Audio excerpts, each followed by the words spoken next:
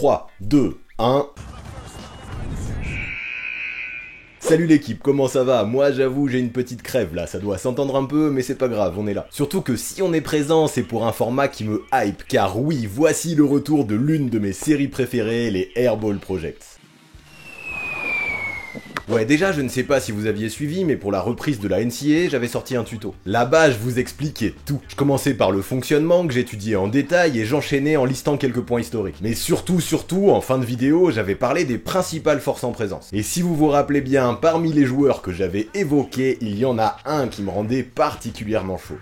Ouais, vous l'avez vu sur la miniature, je veux bel et bien parler de Cade Cunningham. Maintenant qu'il a environ 10-15 matchs universitaires à son compteur, je pense qu'on peut vraiment se faire un avis assez objectif sur quel prospect il est. Donc là-dessus, je ne m'attarde pas trop, vous connaissez. Tout d'abord, je parlerai de son parcours, ensuite j'analyserai ses principales forces et ses principaux points à travailler, et pour finir, je conclurai, logique. L'idée sera de voir vers quelle place il pourrait être drafté, quel rôle il pourrait obtenir dans la grande ligue, mais aussi dans quelle équipe NBA il fitterait le mieux. Vu que vous me le réclamez à chaque fois, j'essaierai de dire aussi à quel joueur il ressemble à peu près, même si je n'aime pas du tout ce genre de comparaison. Si vous me connaissez, vous le savez. Mais au moins ça montre que je vous écoute et ça vous donnera une idée. Bref, les Airball Projects, en tout cas maintenant, c'est la 3e année que j'en fais, donc je pense que vous maîtrisez. Alors on ne perd pas plus de temps et c'est parti. Cade Cunningham est-il le prototype parfait du meneur de jeu du futur ?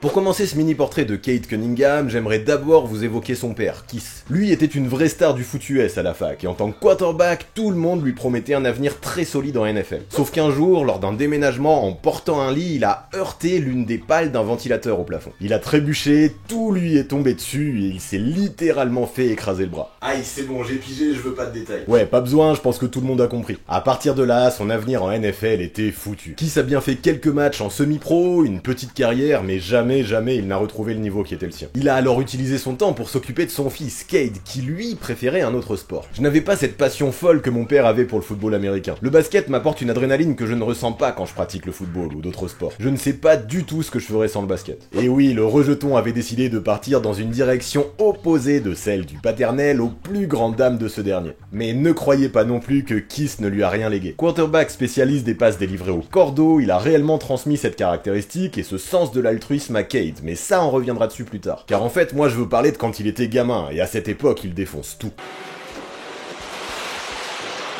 Au collège, il joue à tous les postes, domine tous ses adversaires et est élu MVP de chacun des tournois auxquels il participe. Mais en fait, le vrai tournant a lieu lors de sa première année au lycée d'Arlington, au Texas. Oui, là, son coach lui a expliqué un truc. Si avec sa taille et son physique, il apprenait à manier la gonfle comme un meneur, il deviendrait un monstre. Il est vrai qu'à cette époque-là, même si son talent faisait de lui le ball handler numéro 1 partout où il passait, son avenir se dessinait plutôt au poste 3. Mais Cunningham a écouté son coach, a bossé son handle, a regardé des vidéos et a développé son sens du jeu. Il est ainsi très vite devenu l'un des prospects les plus scoutés du pays, à peine 15 ans. Tous les lycées les plus prestigieux bavaient en pensant à lui, et tous lui proposèrent de porter leurs couleurs. Ainsi, après avoir un peu voyagé, c'est finalement vers la Montverde Academy que Cade a décidé de se tourner, tout simplement la high school où on retrouve l'élite des jeunes basketteurs. Dans cette ambiance ultra talentueuse, le niveau d'exigence et de compétition était fou, comme le raconte Cade. Même nos séances de shoot légères se transformaient en compétition. Nos matchs lors des fins d'entraînement étaient peut-être encore plus intenses que les vrais matchs. Il n'y avait aucun panier facile qui était laissé aux autres, il n'y avait aucun temps pour souffler. Nous étions tous constamment dans la mentalité de devenir les meilleurs possibles. Dans cette ambiance de travail acharné, la fin du parcours lycéen de Cade Cunningham fut incroyable. Avec des moyennes proches de 25 points, 6 rebonds et 6 passes décisives, le grand meneur de jeu avait pour volonté d'arriver à chaque match déterminé. Il martyrisait tous ses adversaires, même les plus prometteurs, même les plus âgés. Visiblement, il a même complètement éteint Cole Anthony, qui était au sommet de la hype à cette époque lors d'une compétition high school.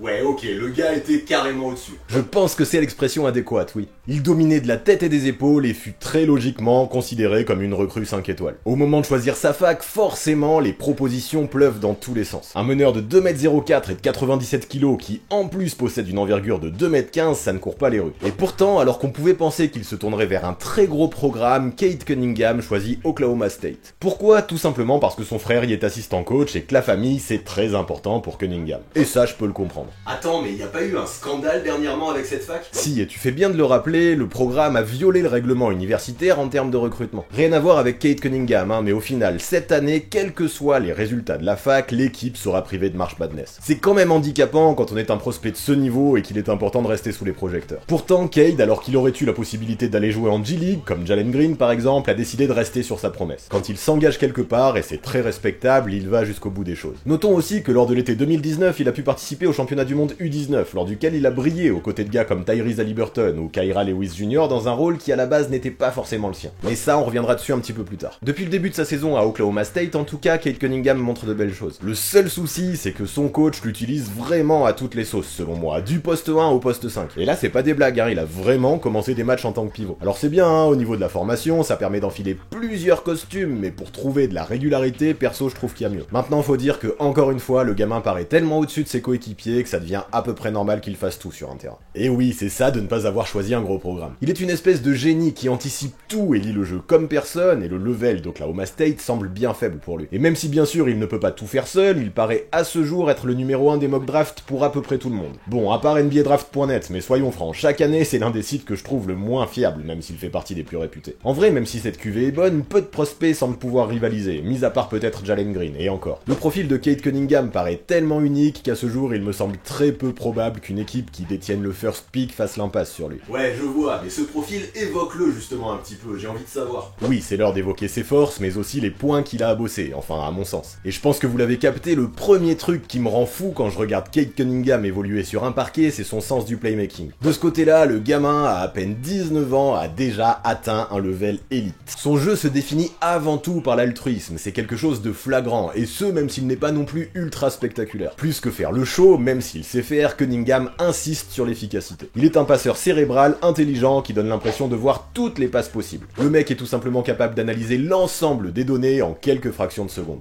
All right, you got it. 206.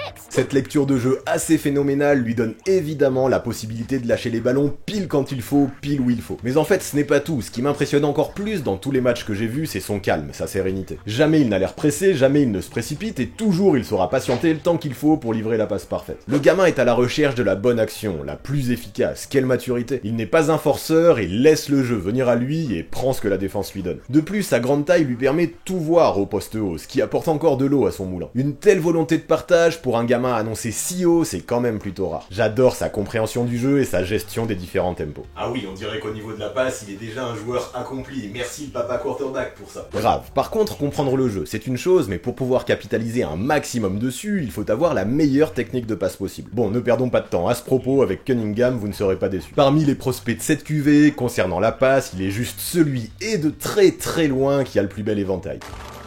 Il a suffisamment de technique pour trouver à chaque fois les angles parfaits. Le mec lâche la balle main gauche comme main droite, envoie des passes lobées, des pocket passes, des skip passes, des passes à l'opposé, en sortie de dribble, en drive and kick, il a tout. Je le répète, il peut vraiment lâcher la balle dans toute une variété de situations. Ses grandes mains qui lui permettent de tenir la gonfle sans aucun souci l'aident beaucoup d'ailleurs pour ça. Honnêtement là-dessus, je ne vais pas mâcher mes mots, c'est un génie. Et pour ce qui est du pick and roll, c'est important quand même, pourquoi t'en parles pas? Ah bah c'est la même. Il profite très très bien des écrans, patiente, puis lâche la balle pile quand il faut, en hauteur ou au sol. Et si la passe est trop dangereuse, il ne forcera pas pour aller jusqu'au bout du système. Ça aussi, c'est signe d'une grande lucidité. Cade Cunningham est tout à fait capable d'analyser les situations suffisamment bien pour ne pas prendre de risques, et quand la raquette est bouchée, il peut tout à fait aussi envoyer les ballons dans les corners. Ajoutons le fait qu'il prend énormément de rebonds défensifs et qu'il adore courir, et nous avons également un expert de la transition. C'est ce que j'aime, Cade n'exprime pas son talent que sur demi-terrain, il va vite aussi. Pour ce qui est du playmaking et des passes, nous avons un vrai client qui fera des dégâts à tous les niveaux. Mais c'est à partir de là que je commence à devenir sévère, et quand je dis sévère, c'est vraiment le cas. Du coup, j'insiste réellement là-dessus. Ce que je mets dans la colonne de droite, ce ne sont pas des points faibles, mais vraiment des points à travailler. Dans tout ce que je vais lister là, Cunningham a déjà des qualités certaines, et ça je veux que vous en soyez conscients. Ne pensez pas que ce sont des gros défauts rédhibitoires, ce sont juste des domaines dans lesquels, à mon sens, il pourrait encore progresser. D'ailleurs, s'il y arrive, je ne vous raconte même pas le phénomène qu'il va devenir. Premier point du coup, son handle. Ne nous mentons pas, quand on l'observe, on se rend quand même vite compte que c'est très fluide, avec les deux mains. Il a de bons enchaînements, maîtrise le cross, l'hésitation, le in and out, bref, il gère. Surtout qu'en fait, ce que j'apprécie d'autant plus, c'est qu'il est un spécialiste des changements de rythme. Il accélère, il décélère, et là encore, il capitalise à fond sur sa super gestion des tempos, c'est très très bien. Donc en fait, tu mets ça dans la colonne des points à travailler, mais t'es en train de nous décrire un gars qui a un maniement de balle élite, là, c'est ça? Eh bien justement non, pour moi, Cade Cunningham est très solide au niveau du handle, mais tout de même pas élite. Parfois, je le trouve un peu lent, balle en main, comme s'il avait un petit côté nonchalant. Bon, ce n'est pas trop grave, hein, il n'est pas le seul, surtout qu'il est tout à fait capable d'accélérer aussi. Ceci dit, je l'ai trouvé parfois en difficulté, un peu, face à des gars vifs qui lui mettent une grosse pression. Après, on ne peut pas tout avoir non plus, hein. Surtout que pour régler ça, à mon avis, il ne manque pas grand chose. Mais autant son éventail de passes, je le trouve complètement ouf, autant sa panoplie de moves, balle en main, je la trouve un poil limitée. Cunningham fait un peu toujours la même chose, a tendance à beaucoup partir à droite et peut-être prévisible quand il dribble. Je pense donc que ça fait partie des points qu'il a à travailler. Puis tant qu'à faire, j'enchaîne avec un autre domaine qui découle de cet aspect, la création pour lui. En vrai, ça c'est assez logique. Plus on est à l'aise avec son dribble et plus il est facile de créer son shoot. Et pour l'instant, je trouve que notre prospect du jour a parfois du mal à créer la séparation. Les side steps et les step back, il sait faire, mais ça ne semble pas non plus ultra naturel, ni automatique. Cunningham peut paraître un peu lent et maladroit lorsqu'il pose ses appuis pour dégainer. Mais wow, je me rends compte à quel point je suis méchant encore vu les progrès qu'il montre dans ce domaine match après match. Mais des fois, c'est vrai que Cunningham peut être tellement altruiste qu'il s'oublie un peu. Et là, je vais le dire, dans sa fac d'Oklahoma State, qu'est-ce que j'aimerais le voir beaucoup plus souvent prendre un match à son compte de A à Z. Justement, et c'est cool, dernièrement, je trouve qu'il arrive de mieux en mieux à forcer sa nature, et c'est efficace. Donc ok, son volume de pull-up est toujours faible, mais il en prend de plus en plus. Et même s'il peut paraître un peu lent, la solidité de ses appuis fait le reste, il est efficace. Et puis de toute façon, en vrai, quand on sait prendre les écrans comme il le fait et qu'on a un bon premier pas, il n'y a pas non plus besoin de prendre tout le temps des pull-ups à tout va. Là, ça me permet assez logiquement d'enchaîner sur un autre point fort, sa capacité à driver. Cunningham, grâce à son sens des timings, saura parfaitement profiter des pics pour prendre le dessus sur son vis-à-vis. Et ça, une fois que c'est fait, ce qui se passe est magnifique. Il a de très gros appuis qui lui permettent de slalomer dans les défenses. Il protège très bien sa balle et se sert de son corps comme un bouclier. Et là, ce que j'aime, c'est qu'il sait faire preuve de créativité. Spin, Eurostep, appui inversé, tout ça c'est maîtrisé, et dès qu'il est lancé, il est capable de mettre réellement la défense en difficulté. Puis en fait, ça me semble important de le préciser, même si vous allez croire que je suis méchant avec eux, faire ça à Oklahoma State me paraît encore plus fort. Parmi ses coéquipiers, il n'y a que très peu de shooters fiables, et les défenses face à Cunningham essaient constamment de boucher la peinture. Et pourtant, avec son footwork, il est capable de mettre tout le monde dans le vent, et ça, encore une fois, je trouve ça insane. En fait, ce qui est dommage, c'est qu'il lui manque, je pense, un peu de toucher à la finition. S'approcher du cercle, Cunningham sait faire, d'autant plus qu'il dispose d'un très bon body control. Mais finir, parfois, c'est pas tout à fait aussi simple. Ça, parmi les points à travailler que je vais lister aujourd'hui, c'est un de ceux qui me semble le plus important. Un peu comme dans ses dribbles, en fait, je trouve qu'il manque de variété lorsqu'il s'agit de conclure au cercle. C'est dommage, hein, car il peut finir main gauche et est un joueur qui est ambidextre ou pas loin. Mais trop souvent, même quand ça ne sera pas adapté, il aura tendance à utiliser sa main droite, toujours de la même façon. C'est pareil sur les flotteurs, en fait. Là-dessus, j'ai l'impression qu'il a de vraies qualités, mais qu'il n'a pas trop l'habitude de les utiliser quand ça pourrait être efficace. Au final, c'est dommage parce que notre prospect du jour semble tout à fait capable d'en prendre, encore une fois. C'est juste qu'il n'utilise pas assez régulièrement son talent dans ce domaine. Pour ces raisons, de temps en temps, Cunningham peut avoir du mal à scorer dans le trafic et à provoquer des fautes. Peut-être qu'un peu plus d'explosivité aussi pourrait l'aider davantage en ce sens. Du coup, faudra peut-être continuer à travailler les qualités athlétiques à la salle. Mais en fait, ce que je capte pas, c'est qu'il a l'air déjà de savoir tout faire. Mais pourquoi il n'utilise pas justement l'intégralité de sa panoplie pour être encore meilleur? Ben, je me dis que jusque-là, il a toujours été tellement dominant qu'il n'a pas eu vraiment besoin de varier ses moves, autant aller au plus simple, au plus efficace. Maintenant, faut en être conscient, je pense que plus l'adversité augmentera, et ce sera le cas en NBA, plus il aura à diversifier son jeu. Donc ouais, encore une fois, je mets ça dans les points à taffer, je trouve ça important, mais je ne suis pas trop inquiet, il saura s'adapter. D'autant plus qu'en fait, il maîtrise un autre moyen hyper efficace pour scorer le jeu en post-up. Forcément, au vu du physique dont il dispose, Cunningham a bien souvent des défenseurs plus petits sur le paletot. Et ça, clairement, il sait en profiter. Les mismatchs, il les repère, il les analyse et ira bien souvent capitaliser dessus. On sent que ça lui plaît en plus de faire ça, et ce genre de situation, il ira très souvent les chercher. Il fera reculer son gars, puis avec ses appuis, il pourra passer l'épaule s'il veut, ou faire un spin à droite ou à gauche. Pour couronner le tout, il maîtrise même un hook des deux mains, et un bon turnaround jumper. Qu'est-ce que tu veux faire face à un meneur comme ça? Footwork, always work. Puis un nouveau point positif, qui n'est pas non plus négligeable, c'est que cette position lui permet encore davantage de distribuer. Au vu du danger qu'il véhicule post-bas, les prises à deux sont monnaie courante, et là, à chaque fois, il profite des failles adverses et fait ce qu'il souhaite. Bon, ok, en NBA, il ne dominera peut-être pas physiquement comme ça, mais quand même. Dans ces situations, son combo appui, puissance, vision de jeu est assez phénoménal. Là, je pense que vous commencez un peu à comprendre pourquoi le mec est annoncé si haut dans les mock drafts. Et en plus, je n'ai pas encore parlé de son shoot, sur lequel, depuis le lycée, il a fait d'immenses progrès. En fait, c'était un vrai point d'inquiétude ces dernières années. Avec Team USA, par exemple, il avait lâché un vilain 1 sur 14 lors du tournoi mondial, mais ça, je pense que c'est de l'histoire ancienne. Sa mécanique est bonne, il lâche le ballon haut et ses appuis sont stables, solides. Ça lui permet réellement de rester équilibré et de scorer des points aux 3 niveaux. Près du cercle, à mi-distance et à 3 points. Puis regardez ses pourcentages, c'est lourd, non? Allez, si on est hyper tatillon, on pourrait dire que ce serait pas mal que sa trajectoire s'arrondisse davantage. Mais là, réellement, on va chercher la petite bête.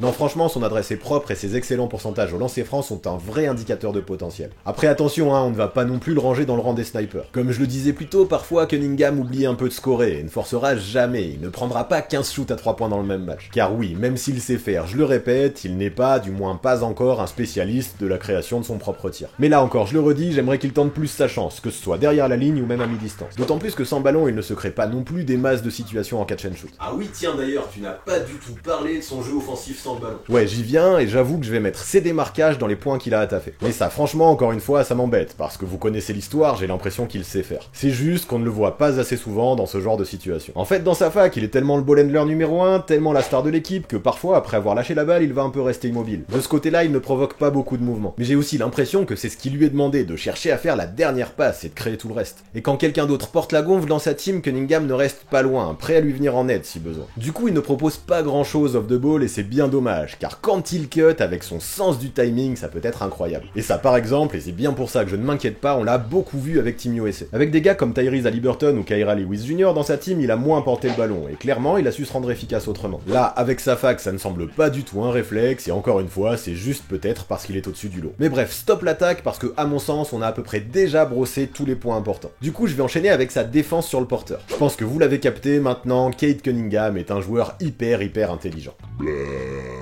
Et forcément, ça se ressent aussi en défense. Déjà, quand tu as de tels outils, un tel physique, une telle envergure, ça aide. Franchement, rien que ça lui permet limite déjà de défendre sur des gars qui vont du poste 1 au poste 4. Bon, en NBA, il faudra peut-être qu'il s'épaississe un peu pour limiter des ailiers forts, mais là-dessus, je n'ai pas de doute, en poussant un peu de fond, ça viendra. Par contre, ce qui le rend très bon en plus de ça, c'est sa lecture, qui est performante aussi de ce côté-là du terrain. Il est très attentif, anticipe tout, se place hyper bien et ça envoie. En plus, il a cette faculté horrible pour les attaquants de pouvoir provoquer des charges à tout va, le mec hyper relou en gros. Cette science du placement lui permet également de se mettre sur les lignes de passe pour faire des interceptions sans trop gamble, et ça c'est fort. Pour ce qui est de la protection du cercle, c'est pareil. Quand on a une grosse envergure, de bons appuis et un bon timing, c'est assez normal de mettre des contres. Ce n'est vraiment pas évident de lui scorer dessus dans la peinture. Le mec de toute façon n'hésitera jamais à se servir de son corps et de ses outils et sera très dur à attaquer. Si tu veux driver face à lui, Cunningham n'hésitera jamais à te bumper avec son torse pour te dévier de ta trajectoire. Pour les mêmes raisons, il sera également très difficile de le bouger au poste si t'es un poste 1, un poste 2 ou même un poste 3, et ça c'est très positif. Mais allez, histoire de pas trop faire non plus le mec en totale admiration, je vais apporter une petite limite dans ce domaine. Ça me semble pas non plus suffisant pour l'inscrire dans les points à travailler, mais ça me semble quand même important de le préciser. Parfois, face à des petits gars hyper vifs et bons dribbleurs, Cunningham peut se retrouver en difficulté. Des fois, face à eux, il peut tenter de mettre une grosse pression, et sur ces moments, je trouve qu'il peut manquer d'équilibre. À ce niveau-là, ça passe et il arrive presque toujours à compenser, mais il pourrait avoir tendance à s'en mêler les pieds ou à se faire crosser. Alors attention, en NBA, vu les phénomènes qu'il y a, s'il ne fait pas des progrès significatifs dans ce domaine, il sera peut-être risqué de le faire défendre sur certains meneurs. Puis tant qu'on est dans les limites, je vais évoquer sa défense off the ball aussi. Comme d'hab, je me trouve très sévère de souligner ça, mais bon, faut bien qu'il ait des axes de progression ce petit. En fait, ce que je lui reproche, c'est d'être trop souvent attiré par le ballon. Ça en fait un défenseur excellent en aide qui pourra mettre d'énormes contres en deuxième rideau, et c'est balèze. Sauf qu'en parallèle, il pourrait être facile de le piéger par un simple cut dans son dos. Quand la balle bouge vite en face, il peut arriver en retard sur un close-out, car à la base, il était trop proche de la gonfle et pas assez de son gars. Aller chercher le contre, c'est bien, vouloir mettre en danger le porteur, c'est très bien aussi, venir en aide, c'est parfait. Mais voilà, aussi rapide qu'un défenseur sera, une passe ira toujours plus vite qu'une course. Alors là-dessus, il faudra juste un peu faire gaffe de ne pas trop laisser son vis-à-vis esselé sur certaines actions. Ouais, je capte ça, et ça veut peut-être dire aussi qu'il a fin de ballon, ce qui est plutôt bien. Tu mettrais ça sur le dos de la jeunesse ? Peut-être, et encore pas sûr. Le mec a un tel QI basket que je pense qu'il est conscient de tout ce qu'il fait. Je pense qu'il est tellement bon en deuxième rideau qu'il fait ses sacrifices assez volontairement en pensant pouvoir revenir lorsqu'il va en aide. Et en NCAA, ça fonctionne à peu près bien, et il n'y a pas de souci là-dessus. Par contre, ce serait bien de ne pas trop garder cette mauvaise habitude au niveau supérieur. Mais bon, là-dessus encore, je suis méga optimiste, car Cade Cunningham paraît avoir un mental de killer. Tous les points que j'ai listés dans la colonne de droite, là, j'ai vu des évolutions déjà en 13 matchs à la fac. Partout, on vous dira que le mec est mature, très pro, super focus. Il bosse et se comporte comme une star, mais dans le bon sens, comme un pro, pas une starlette.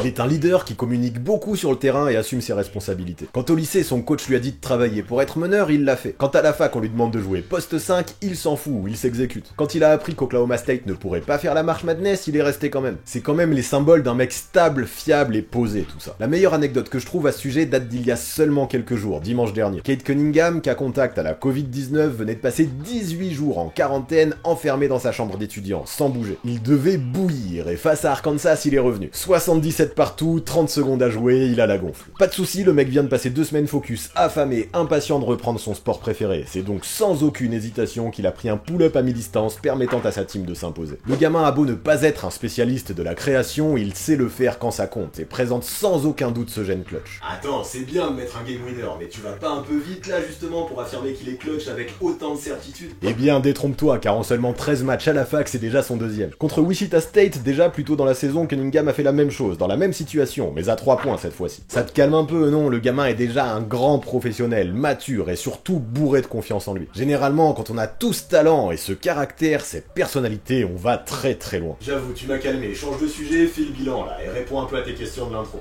Eh bien, disons que quand j'observe son profil, je comprends tout à fait le buzz qu'il génère. Honnêtement, à part cataclysme ou grosses blessures, ou allez, peut-être à part explosion de Jalen Green dans la bulle de G-League, je ne vois pas comment Cade Cunningham pourrait échapper au first pick. Déjà, ça pour moi, c'est réglé. Il faudrait qu'il y ait un paquet de choses catastrophiques qui aient lieu pour qu'il sorte du top 3 comme NBADraft.net le prévoit. Franchement, c'est des ouf, j'arrive vraiment pas à comprendre comment ils l'ont mis 4. Après, c'est peut-être moi qui me trompe complet, hein, mais je vous le dis, à part cataclysme, je ne vois pas comment c'est envisageable. Parce que quand on l'imagine en NBA, en vrai, il y a déjà tellement de cases qui sont cochées. Son niveau plancher paraît déjà très très élevé. Il sait porter la balle, il est un playmaker élite, il sait shooter, il défend bien, il peut switcher et surtout il joue très intelligemment. Je pense que les bases sont là tout de même. Il faut pas oublier l'excellent footwork qu'il possède quand il drive. En NBA, il aura plus d'espace, plus de shooters à ses côtés et clairement, je pense que lorsqu'il voudra pénétrer, il s'ouvrira la route bien plus facilement. Ceci devrait gérer au moins partiellement ses soucis de finition à mon sens. Maintenant bien sûr j'ai quelques doutes et le premier serait lié à sa qualité principale. Cunningham est tellement un bon passeur, il est tellement altruiste que j'espère qu'il ne s'oubliera pas au scoring. Là-dessus faut pas l'oublier, il a de vraies qualités et j'espère qu'il aura un coach qui saura les exploiter au maximum. Ce serait du gâchis à mon sens de le voir se transformer uniquement en playmaker. Ma deuxième interrogation en fait, qui est plutôt une remarque, vient de son positionnement au poste 1. On l'a dit, son handle est solide sans être élite. Quand quelqu'un de vif lui met la pression, il peut se retrouver en danger et en NBA des sensus il y en a. Même chose de l'autre côté du terrain en fait, face à des gars hyper vifs, on l'a souligné plus tôt aussi, notre prospect du jour peut manquer d'équilibre. Ça peut être embêtant, alors est-ce qu'il serait malin de le décaler au poste 2? Je ne pense pas. Son talent à la passe et notamment sur pick and roll est tellement ouf que je veux le voir avec la balle. Et le jeu sans ballon, même s'il sait faire, comme on l'a dit, ce n'est pas dans ces situations que je le trouve à son level optimum. Donc encore une fois, pour moi, la clé ce sera le coaching, et je veux quelqu'un qui sache l'utiliser du mieux possible. Dans ces conditions-là, je m'en ferai pas. En attaque, si tu lui poses les bons écrans, il s'en sortira sans aucun souci. Et en défense, il n'y a peut-être pas forcément besoin de le mettre sur le poste 1 adverse sans cesse non plus. Je compare Cade Cunningham à une Formule 1, c'est cool, c'est super puissant, mais pour l'utiliser à son full potentiel, faut savoir un minimum la conduire. Voilà pourquoi en vrai j'adorerais le voir aux Spurs avec Greg Popovich. Bon, ce n'est pas du tout dit que San Antonio va obtenir le first pick, et c'est plutôt mal parti en plus. Tant mieux pour eux d'ailleurs, mais au final on s'en fout parce que là je parle du fit idéal, donc je reste sur les Texans. Faire jouer Cunningham avec des gars comme Dejounte Murray ou Derrick White, je trouverais ça parfait. L'un comme l'autre assure en défense, notamment sur les meneurs adverses, tout en ayant des failles à la création. La complémentarité avec ces gars me semblerait donc idéal, mais vraiment. Puis-je parler d'un bon coach aussi? À mon sens, Greg Popovich pourrait être le tacticien qui aiderait un tel joueur à se développer au mieux dans tous les secteurs. Donc voilà, je ne vais pas plus loin, que ce soit en termes de complémentarité de jeu ou en termes de coaching, mon fit favori ce sont les Spurs. Ok, et tu le comparerais à quel joueur en NBA? Ah, t'as pas oublié, vous le savez, je l'aime pas ce jeu des comparaisons, tellement à mes yeux chaque joueur est unique. Mais bon, vu que vous y tenez, je me suis lancé dedans et j'ai gardé 2 joueurs actuels. D'un côté, avec son footwork et sa taille, je le vois un peu comme un Ben Simmons, en moins physique, mais avec un meilleur shoot. Là, je pense que ça permet de voir un peu le délire. D'un autre côté, je le vois également comme un Luka Doncic, en meilleur défenseur, mais en moins scoreur, notamment pour ce qui est de la création de tir. Maintenant, je ne dis pas non plus qu'il atteindra forcément le level de ces deux gars, hein. Il y a encore trop d'inconnus à ce jour pour prévoir ça. Mais clairement, il en a le potentiel et il possède des qualités que je trouve réellement communes chez tous ces joueurs. Je pourrais même ajouter Grant Hill là-dedans si vous me permettez d'aller piocher chez les joueurs old school. Il a ce côté altruiste et polyvalent qui me fait tant kiffer chez Cade. Donc je vais finir là-dessus et retenez ça. Les qualités assez exceptionnelles de Cade, mais aussi son physique, me laissent penser que oui, il est tout à fait le prototype idéal du meneur de jeu du futur en NBA. Voilà pour ce qui est de Cade Cunningham, voilà pour ce qui est de mon premier Airball Project concernant la cuvée de draft 2021. Ça vous a plu? Vous en pensez quoi vous de ce prospect? Et vous le verriez dans quelle équipe? Dites-moi tout ça en commentaire, ça m'intéresse de voir si vous partagez mon avis ou pas. Sinon aussi, sachez-le, bien évidemment, maintenant que la saison des Airball Project s'est lancée, j'ai bel et bien prévu d'en faire d'autres. Je n'ai pas encore décidé de la fréquence ni du rythme vu tous les projets qui m'attendent, mais ne vous inquiétez pas, ça va venir. Plus vous lâcherez de pouces bleus, plus je comprendrai que ça vous hype et plus je vous en proposerai, que ce soit au niveau du rythme ou au niveau de la quantité, c'est normal. Quand je vois qu'il y a des pouces vers le haut, ça veut dire que le format vous plaît et je vous en propose plus. Tout est logique ici. Mais du coup, voici ce que je vous propose. Listez-moi tous les prospects qui vous hype à fond dans les commentaires, des prospects prévus pour la QV 2021 et je garderai les 2 plus cités. Une fois que j'en serai là, je garderai les 2 gagnants et je vous ferai un petit sondage en story Instagram comme je le faisais déjà l'année dernière et hop, le plus plébiscité passera sous mon crib dans la prochaine vidéo. C'est drôle ce truc. Ouais, en 2021, j'ai vraiment envie de vous faire participer. Donc faites vos choix en commentaire et surtout soyez présents, venez me follow sur Instagram pour le vote final. Ensuite, vous le savez, pour avoir une vision complémentaire et différente de la NBA, c'est sur la chaîne YouTube de Basket Info que je vous donne rendez-vous. Récemment, Antoine a pu avoir Rudy Gobert pour une longue interview que je vous conseille vivement vu tout ce qu'on y apprend. Je vous mets une petite fiche là-haut pour un accès plus facile. Et pour finir, vous connaissez les bails, on s'abonne à la chaîne, on active la cloche pour recevoir les notifications, on lâche un max de pouces bleus et on rédige ses meilleurs commentaires. Ah oui, oui, oui, oui, oui, oui, oui. C'est bon tout ça pour le référencement, et si la vidéo vous a plu, vous pouvez même faire un petit tour sur le Tipeee, il y a toutes les infos dans la description. Ça soutient de ouf, et gros merci aux fidèles qui sont là tous les mois. Sans vous, c'est clair, on n'en serait pas là, alors je compte sur vous, on ne lâche rien. À très vite.